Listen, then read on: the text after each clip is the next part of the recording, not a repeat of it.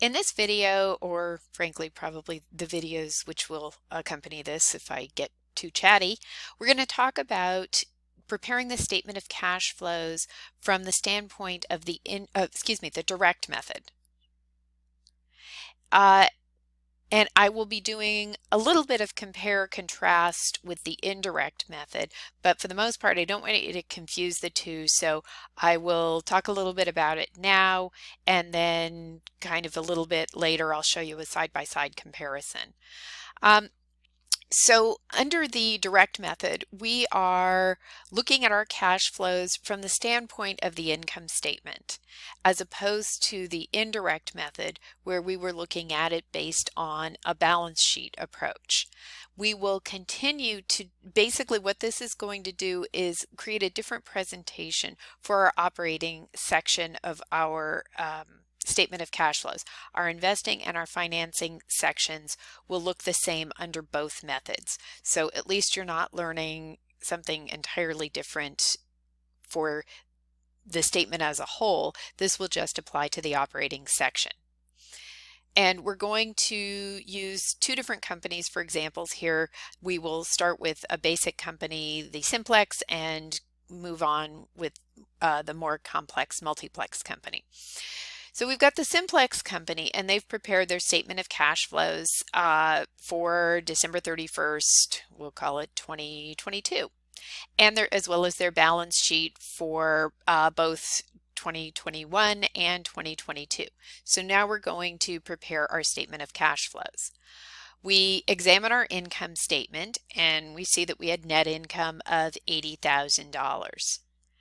We had retained earnings that ended at $110,000, and our net cash decrease for the period was $110,000.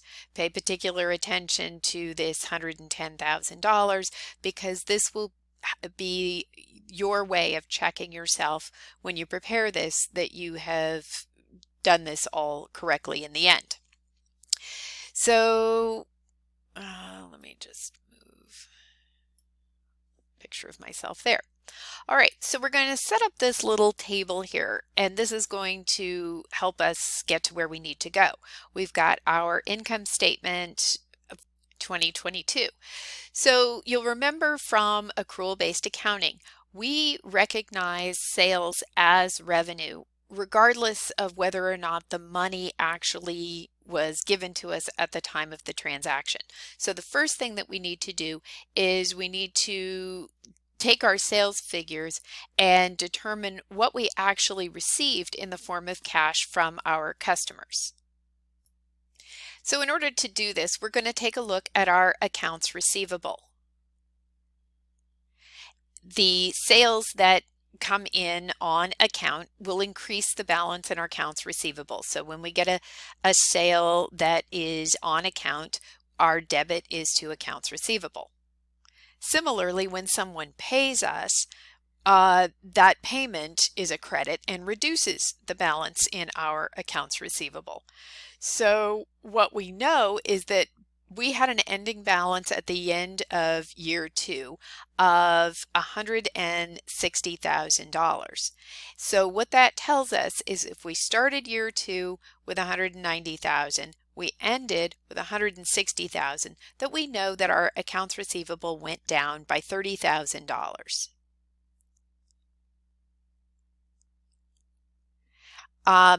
And we know that our sales for the year were $900,000. And so we've got our $900,000. And then what is going to get us, because after the $900,000 debit entry here, we are up to $1,090,000. What must we have been paid by our customers to get our ending accounts receivable balance back down to $160,000? And so the answer is $930,000 will then reduce our accounts receivable balance back to that $160,000 ending balance. So what are we going to do with that? We've got we've got our sales of 900,000, and we've got a $30,000 change in our accounts receivable, but that's put in here as an addition. So if you think about it this way, if customers paid us more because our accounts receivable went down, then that means we have more cash.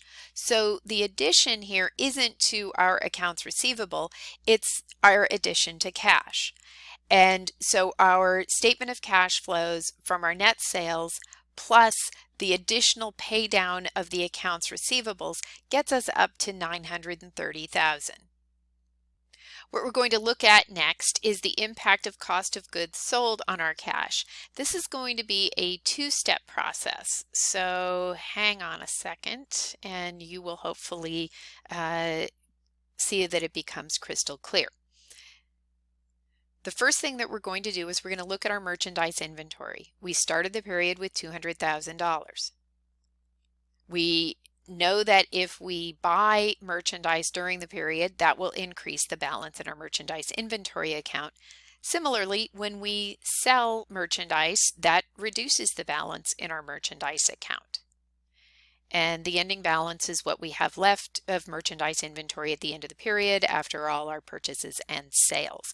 And we know here that it went down by $20,000.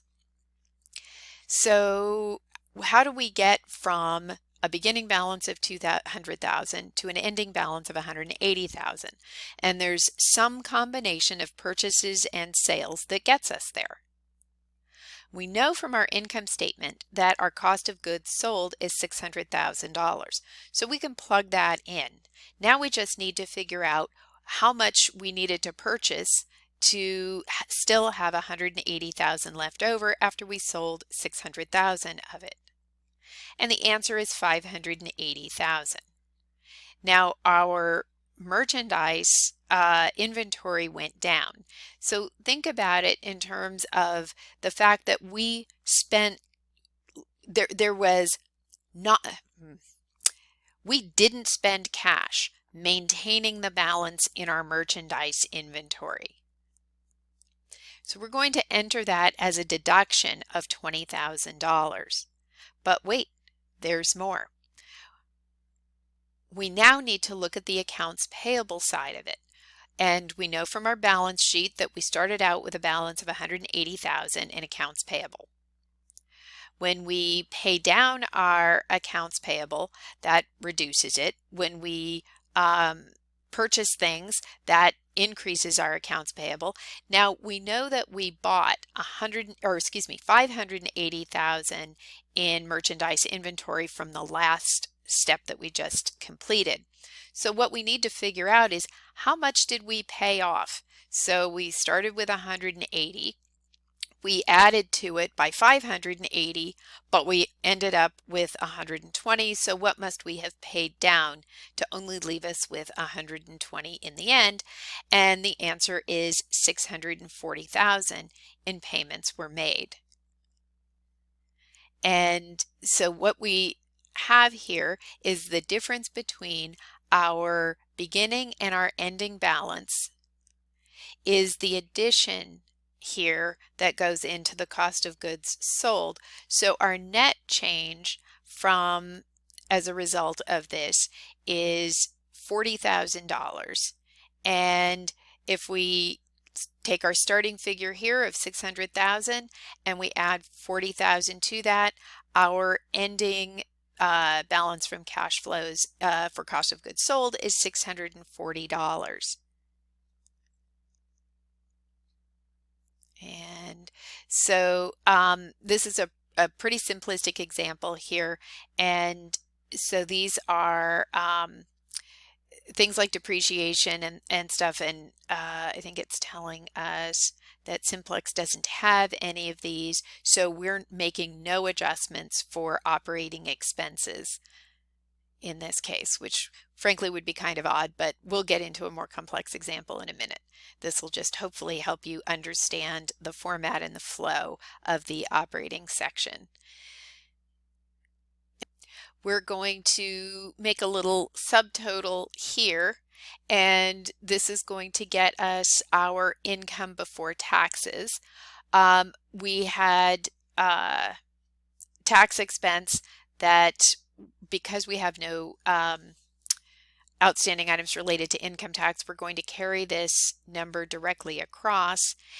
And so what you're seeing here, again, on the left is our income statement, and on the right, this is now the recomputed cash flow statement from our operations.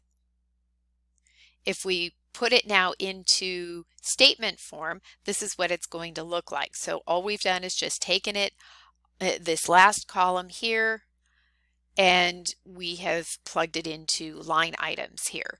We begin with cash received from customers. Our cash flow is reduced by cash paid for merchandise, operating expenses, and income tax. We then subtotal that here for our total cash disbursed by operating activities, and this gets us to cash provided by operating activities of $70,000. And so we would basically go on from here and prepare the financing and operating sections as we had before. However, I wanted to throw this slide in here so that you would get a sense of what these two statements look like between the two methods, or what the same statement looks like between the two preparation methods. So on the left here is the statement that we just prepared using the direct method. Again, we start with our cash received from customers, the reductions from that, and our cash provided by operations.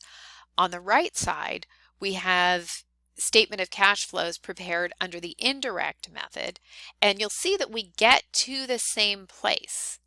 These are just two different presentations of the same statement. Now, why does a company use one over the other? Well, for GAAP accounting purposes, the direct method is actually the preferred method. However, what is more commonly used is the indirect method.